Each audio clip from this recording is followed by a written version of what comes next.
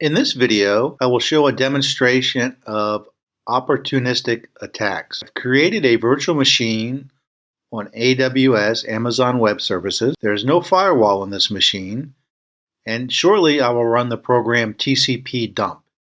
TCP dump is a program that allows you to capture network packets and display those packets on your terminal. So here's the command, which I will run as superuser, and it will collect information from ETH0, the interface ETH0. It will be verbose.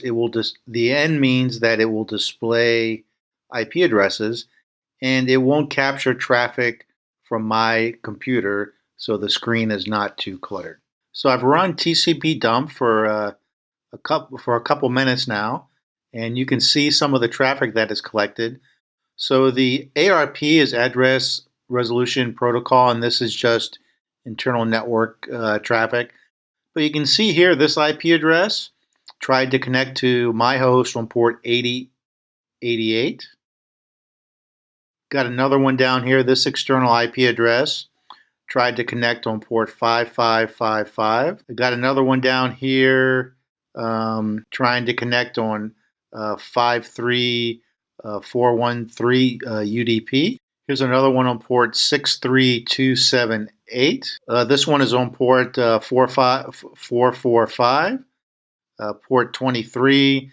And keep in mind, this instance I've been running for only about an hour now, so it hasn't been up and running, and it's a brand new virtual machine on AWS that hasn't been published anywhere.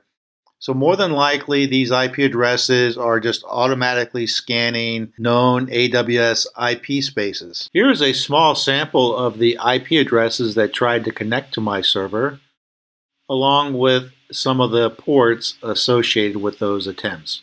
And once again, this isn't a server that's been online for a long time, and any public services or things like that on this server.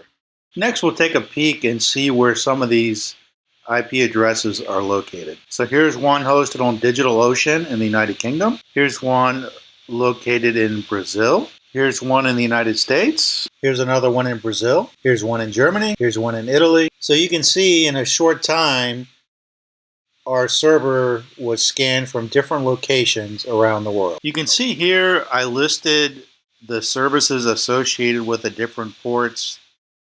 The lower number of ports are associated with typical services.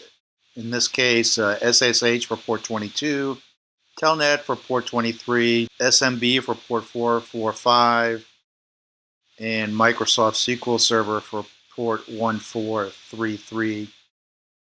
The higher number of ports aren't typically associated with services.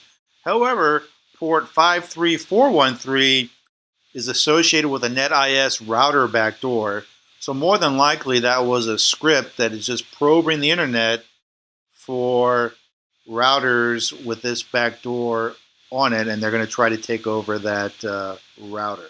In this short video, we took a look at how often and quickly devices connected to the internet are scanned by external sources. It highlights the need for having a good firewall in place and only allowing authorized inbound traffic, and highlights the high number of threats that are on the internet.